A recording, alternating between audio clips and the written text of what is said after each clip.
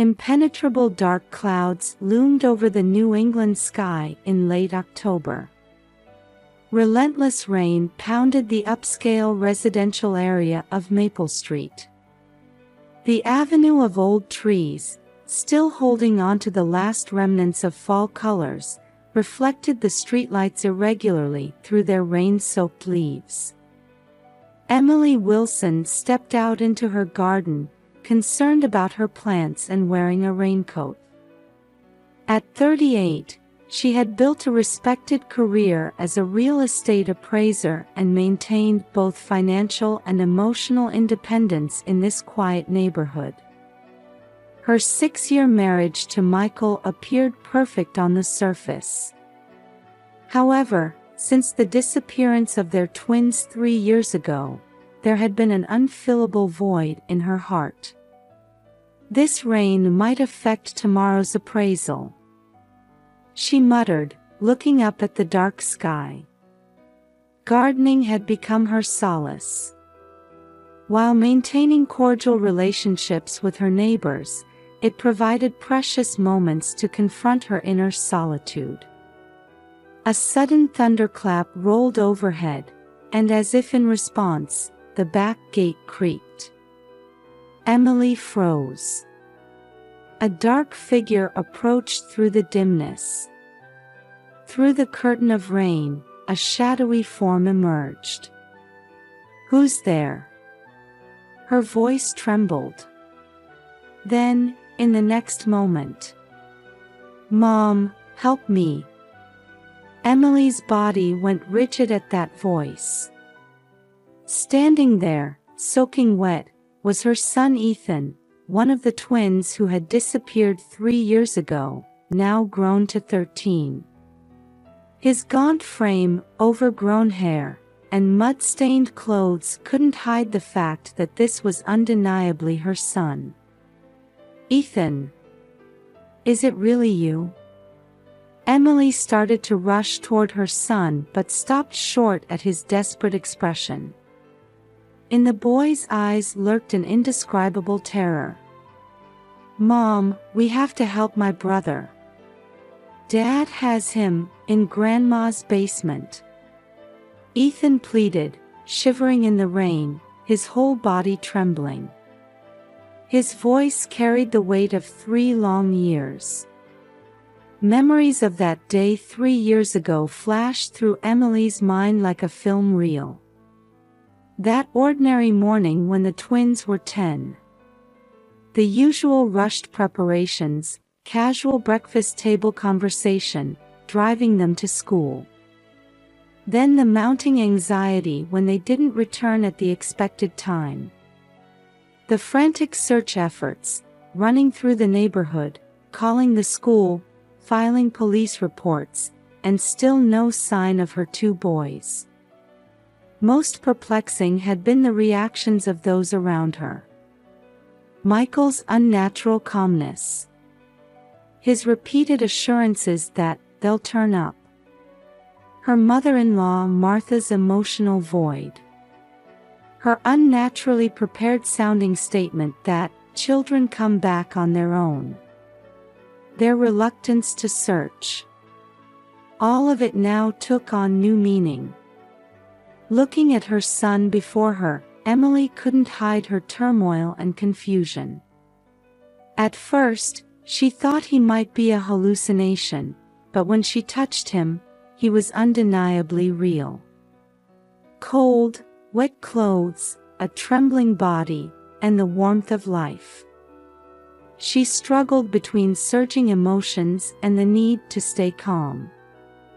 While her maternal instincts screamed out, the analytical skills she'd honed as a real estate appraiser kept her thinking clearly.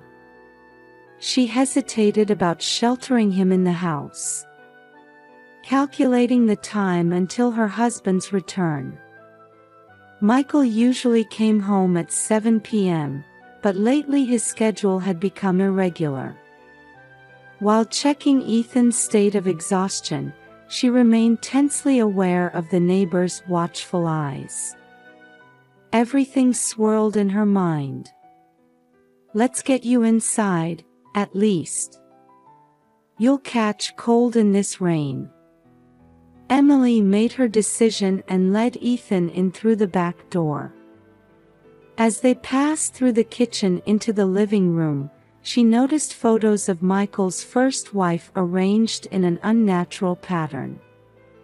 There was a locked drawer in her husband's study she'd never paid attention to before, and their elderly housekeeper Agatha wore an unusually anxious expression. Moreover, calls from her mother-in-law had become abnormally frequent these past few days. On Ethan's wrist gleamed an expensive watch inappropriate for his age, a Rolex Datejust, the same model her husband owned. This rainy night reunion would dramatically alter Emily's life. But she didn't yet know that this night was merely the prologue to a long darkness. Nor did she realize that deeper in that darkness lurked even darker secrets that New England's old money families had kept hidden. A fire burned in the living room fireplace, its light illuminating the anxious faces of mother and son. Emily placed a hot cup of tea before Ethan. The herbal aroma slightly eased the tense atmosphere. The boy held the cup with trembling hands, occasionally glancing nervously out the window. The rain continued to pound heavily, providing an eerie accompaniment to their hushed conversation. "Take your time, Ethan. Tell me what you can." Emily spoke gently. Her heart constricted at the sight of her son's expression, showing both fear and hesitation about speaking. "At Grandma's villa," Ethan began in a low voice, carefully choosing his words. "We were kept captive. Aiden is still in the basement." Emily felt her spine turn to ice at these words. "Only I was allowed outside. But under strict surveillance, couldn't go to school." "Grandma." Ethan's words caught in his throat. "Dad," but he had no choice. Behind these cryptic words lay an unimaginable reality. His concern for Aiden's health. References to Grandma's medication time. His testimony about his grandmother's abnormal reactions when mentioning the first wife's name. Everything carried ominous shadows. Emily sprang into action immediately. First, preparing to hide Ethan. She readied the unused attic, taking precautions to avoid neighbors' notice. She covered the windows with old curtains in double layers and prepared an emergency escape ladder. Using her real estate expertise, she began investigating her mother-in-law's villa. Opening her computer, she checked property tax records and meticulously examined the history of building permits for the area. There she found records of suspicious renovations from 2 years ago, basement expansion and the addition of soundproofing. Everything matched Ethan's testimony. Consulting the police hit predictable walls. Detective Jim Collins, who had once led the missing persons investigation, had lost his previous enthusiasm. His eyes were vacant even when presented with new information. "We need evidence, Mrs. Wilson." Hearsay alone. Behind those words lurked her mother-in-law's social influence. Her husband's behavior began showing clear changes. Earlier returns home. Long phone calls locked in his study. Irritably checking around the house. Thorough inspections of the garden and storage shed. All as if searching for something. His attitude toward Emily changed unnaturally as well. He would suddenly become kind, then ask loaded questions. Noticed anything different lately? Has anyone visited? He scrutinized her outings in detail and showed excessive interest in her friendships. His eyes held something of a cornered animal. The mystery of their financial situation deepened as well. Credit card statements showed unfamiliar large expenses, unexplained bank withdrawals, the existence of new cards, and traces of late-night online gambling. The debt might be larger than she could imagine. The sense of wrongness in the living room grew daily. The first wife's photos seemed to move slightly, repositioned by someone's hand. Twin photos placed in specific locations. The arrangement of photos changing during her mother-in-law's visits. Catching her husband staring at them in the dead of night. The elderly housekeeper Agatha's behavior also suggested she harbored serious secrets. Meaningful sighs, looks of pity directed at Emily. Especially her expression of terror when her mother-in-law's name was mentioned was clearly abnormal. Gestures of wanting to speak but stopping herself. All of it suggested the existence of deep darkness. Pressure from her mother-in-law gradually intensified. Sudden frequent visits. Blatant interference with Emily's work. Excessive interest in neighborhood relationships. And most unnatural was her complete avoidance of any mention of the twins. Forget about those children. It's time to start a new life. Those words held an unfathomable coldness. The unnatural amount of medication her mother-in-law brought. Her husband's midnight soliloquies in his study. The key Ethan possessed. Conversations hinting at the existence of the housekeeper's diary. And fragmentary words suggesting connections to the first wife's family. All mysteries led to deeper darkness. And in that darkness, her other son waited for rescue. The next morning, Emily finished work early and found herself in the local newspaper's archive room. In the dim space, she flipped through newspapers from 7 years ago, searching for articles about Elizabeth Wilson's accident. Death by traffic accident. The article was surprisingly brief. For the death of a daughter from a prominent Boston family, the coverage was abnormally minimal. As if someone had deliberately suppressed the information. This isn't right. Emily frowned. For a family of this standing, it should have received more coverage.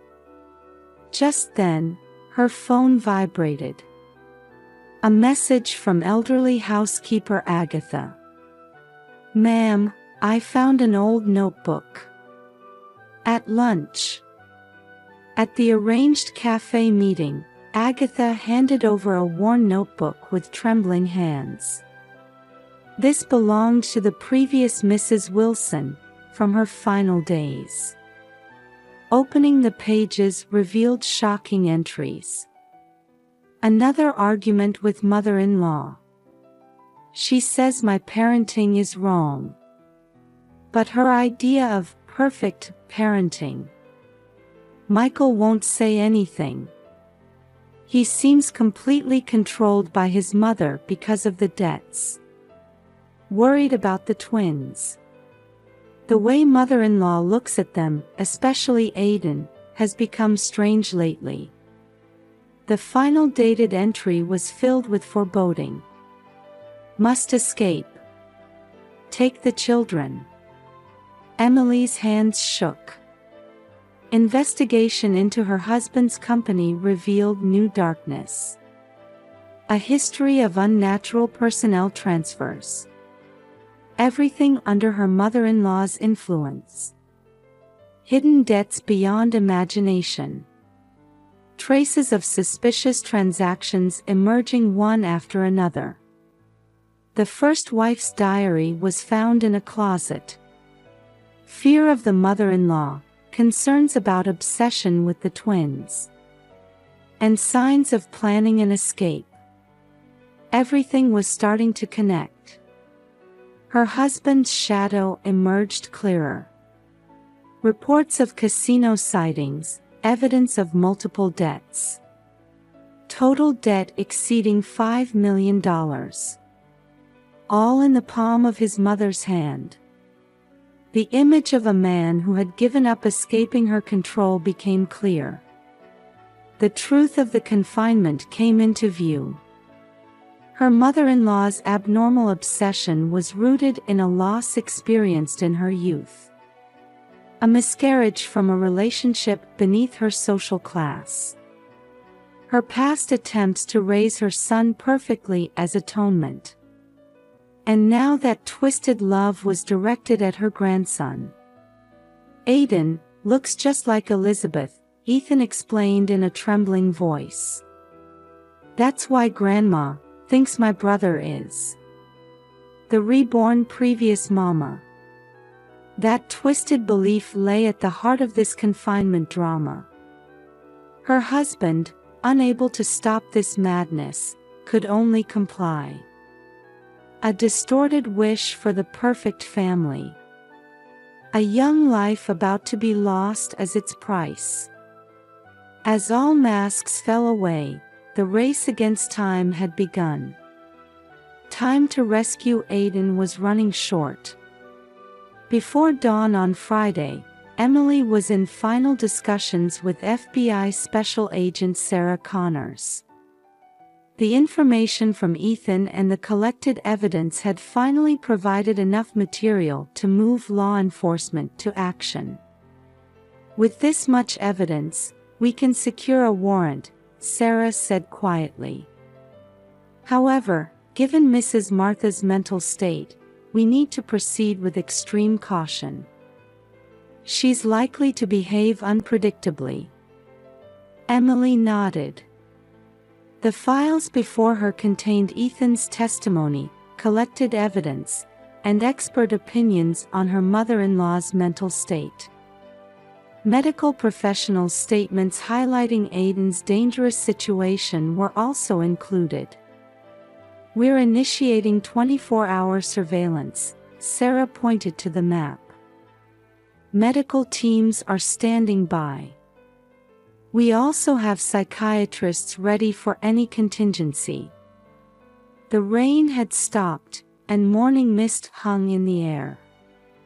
Reports came in from investigation teams positioned around the villa. Surveillance of target building initiated. Suspicious renovation traces confirmed on the north side. In the car, Emily held Ethan's hand tightly. The boy's hand was cold but carried a definite strength. Mom, Aiden.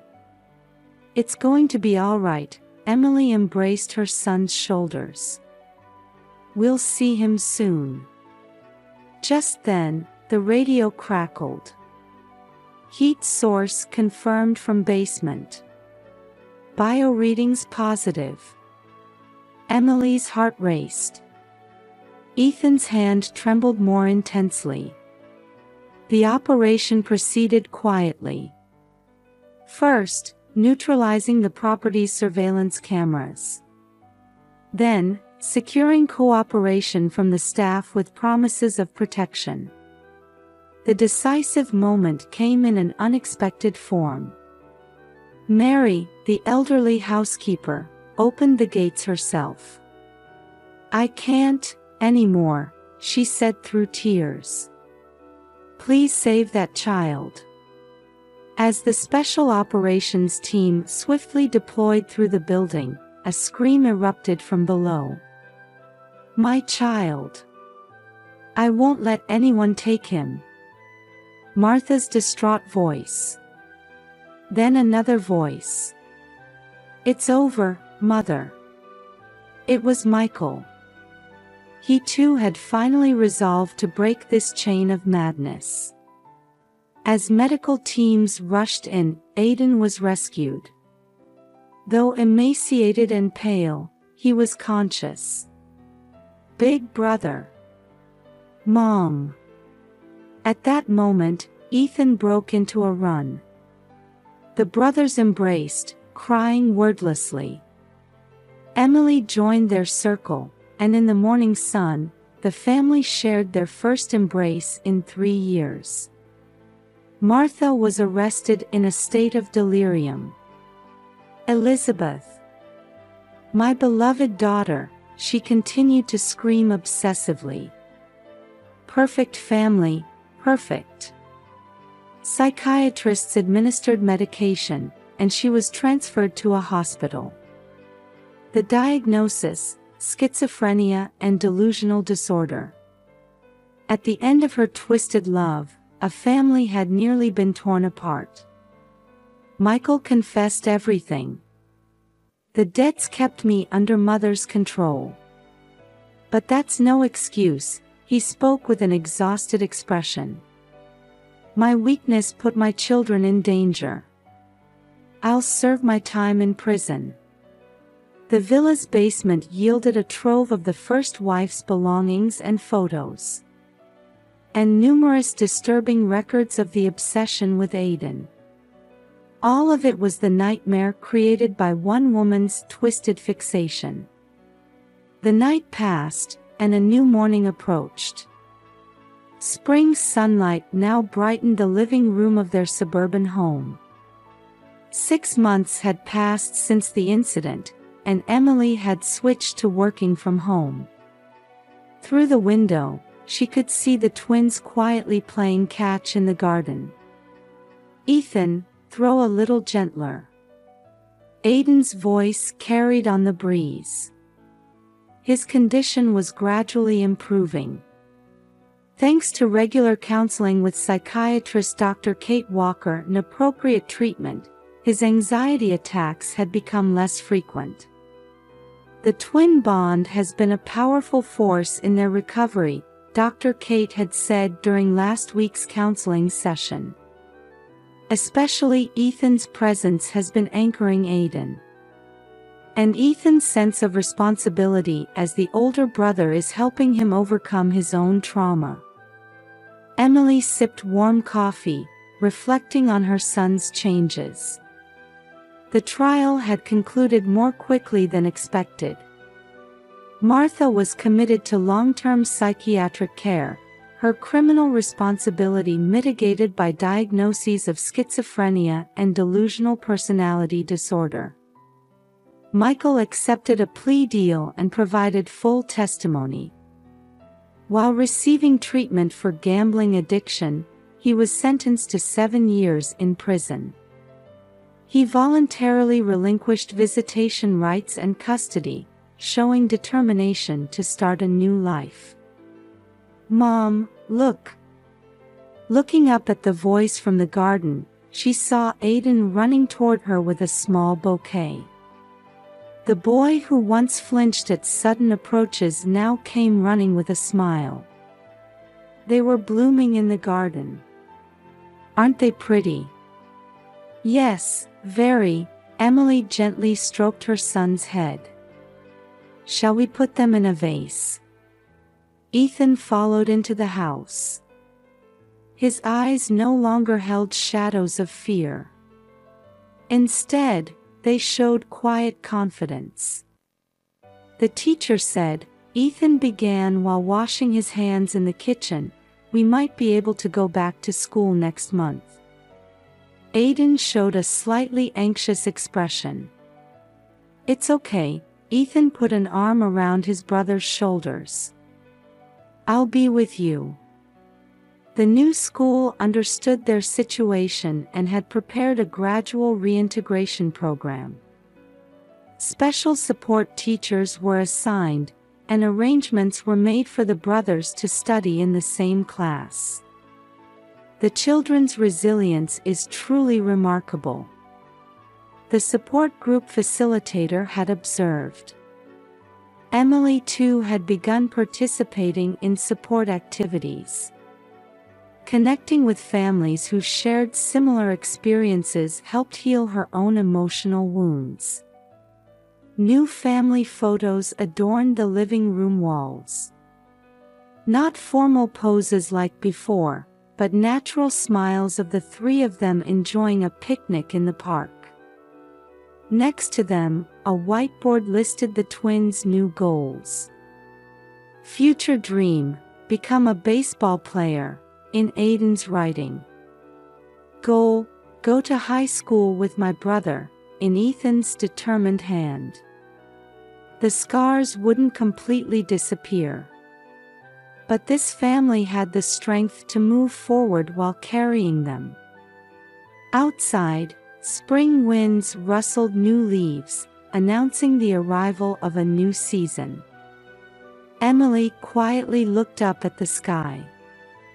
The terror of that rainy night had transformed into tangible hope. She reached for her coffee cup once more. In the warm afternoon sunlight, they were ready to take new steps forward.